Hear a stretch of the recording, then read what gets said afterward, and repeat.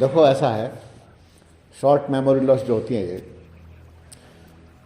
हम इतना उठा चुके हैं वजन अपने सिर पर जिसके लायक हम नहीं हैं।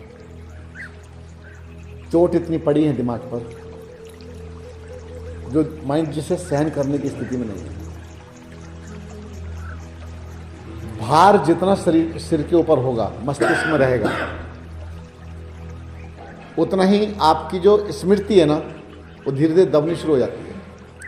किसी किसी के पास भार बहुत ज़्यादा है लेकिन उसको वो हैंडल करना जानता है, सिचुएशन को कैसे कंट्रोल करना है उनको पता होता है। कोई तो अपने ऊपर ले जाता है और कोई यूं टाल करके निकल जाता है। आप अपने पर ले गए, टाल के निकले नहीं तो पूरी उठाना नहीं, वो जिम्मेदारी तो ली, उठा भी रहे हैं लेकिन विद टेंशन उठा रहे हैं। वो जो टेंशन होती है ना, जिम्मेदारी तो बहुत लोग उठाते हैं, सबको नहीं होता, लेकिन वो जो तनावग्रस्त तरीके से उठाया जा रहा है, वो तनाव में क्या होता है, हमारी जो नसें हैं ना वो तन जाती है। नसें तन जाएंगी कब? जब थोड़ा सा सर्कुलेशन की प्रॉब्लम आएगी, हमारी ग्लैंड्स, पिट्यूटरी ग्लैंड्स आदि ये सब की सब डिस्टर्ब होनी शुरू हो जाती है। तो इसी प्रकार से हम फिर धीरे धीरे भूलने शुरू हो जाते हैं। दबाव, जिस समय की घटना मैंने अपने बारे में बताई उस समय मेरे माइंड पर बहुत प्रेशर था, बहुत प्रेशर था।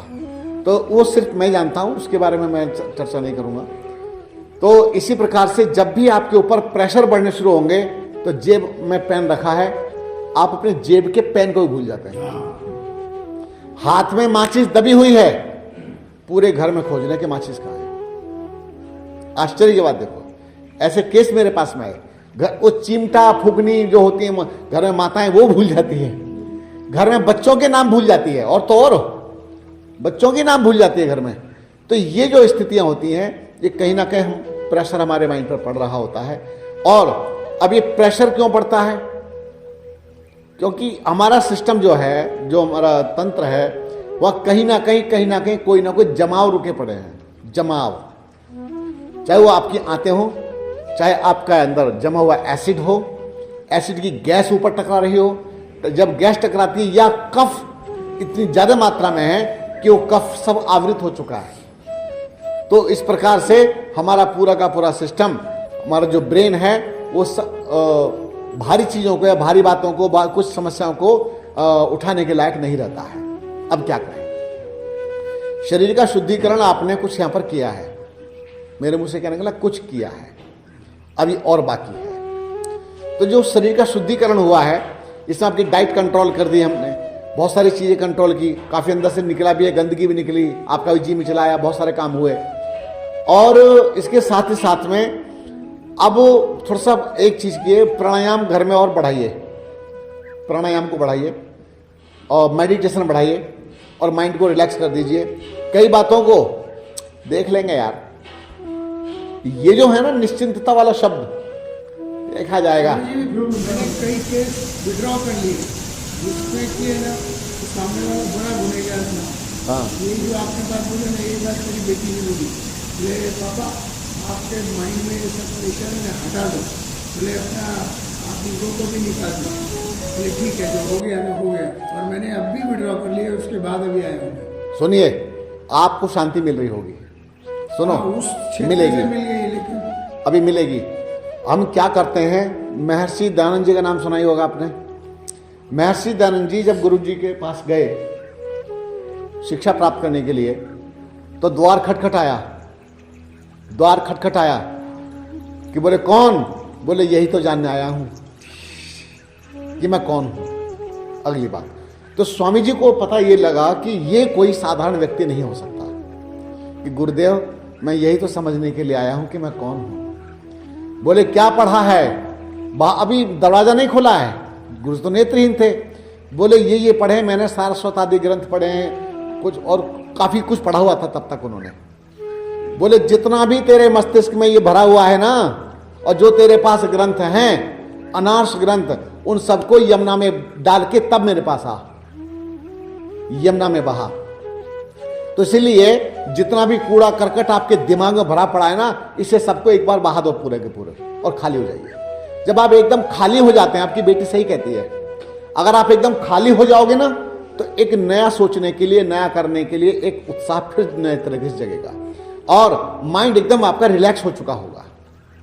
जब साधना करने भी जाते हैं तो साधना करने में भी यही कहा जाता है कि जो आपके अंदर भरा पड़ा है इसको एक बार रिलीज कीजिए, इसको खाली कीजिए। जब तक आप खाली नहीं करेंगे तो आप ध्यान नहीं कर पाएंगे।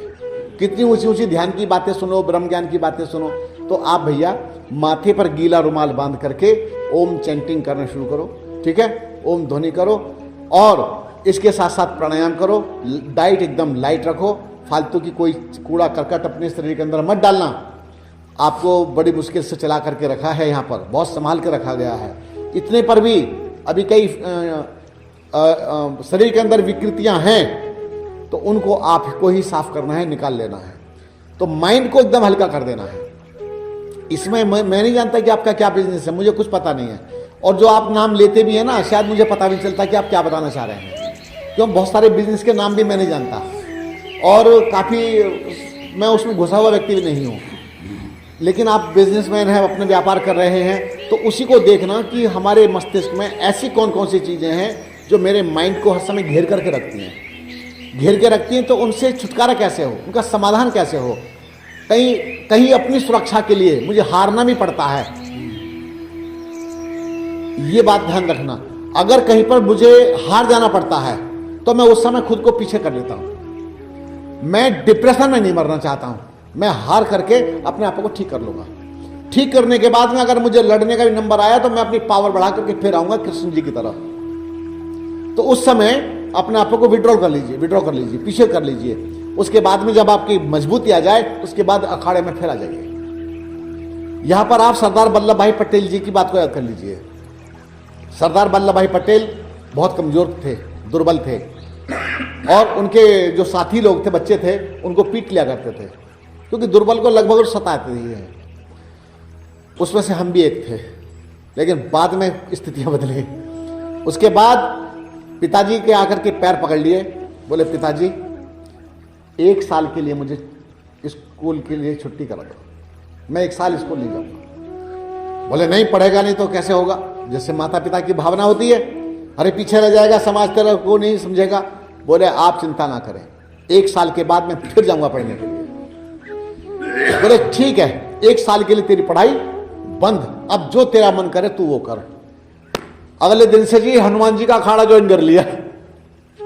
अखाड़े में पहुंचे, मैं आपके लिए भी बता रहा हूं ये सब बातें। जिंदगी को काटना नहीं है, हमें जीना है और जीने के लिए जो भी करना पड़े वो सब काम करो।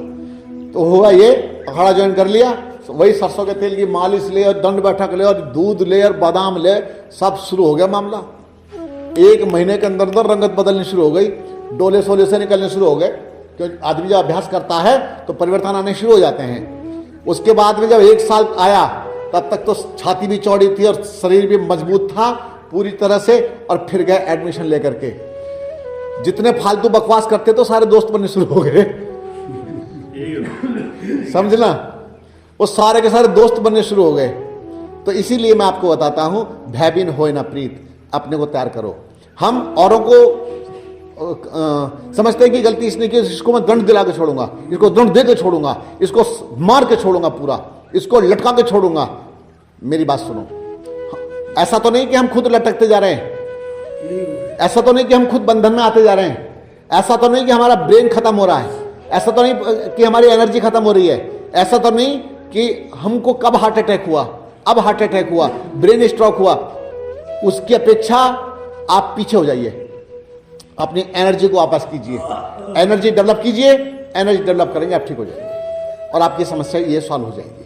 और एक बात, जिस दिन आप आते हैं चौड़ा सीना लेकर के, बड़े ढंग से आते हैं, फ्रेश माइंड से आते हैं, जो आपको सताते थे फिर वही आपका साथ देना शुरू कर देते हैं। भाई वो तो यार हमसे भूल हो गई, तुम्हारे हाव भाव देख के लोग अपने गियर बदल देते हैं। प्लीज, विचारों की श्रृंखला माइंड में चलती रहती है, आपके अंदर विचारों की श्रृंखला चलती रहती है, तो एंटीवायरस आपके दिमाग में नहीं डला हुआ।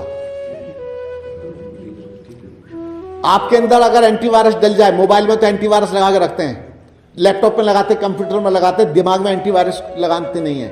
उस एंटीवायरस पता कहां मिलता है?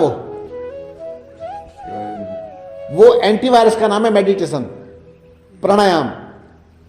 आप परमात्मा के समर्पित हों, एक परम सत्ता के प्रति समर्पित हों और मेडिटेशन करना प्रारंभ करें।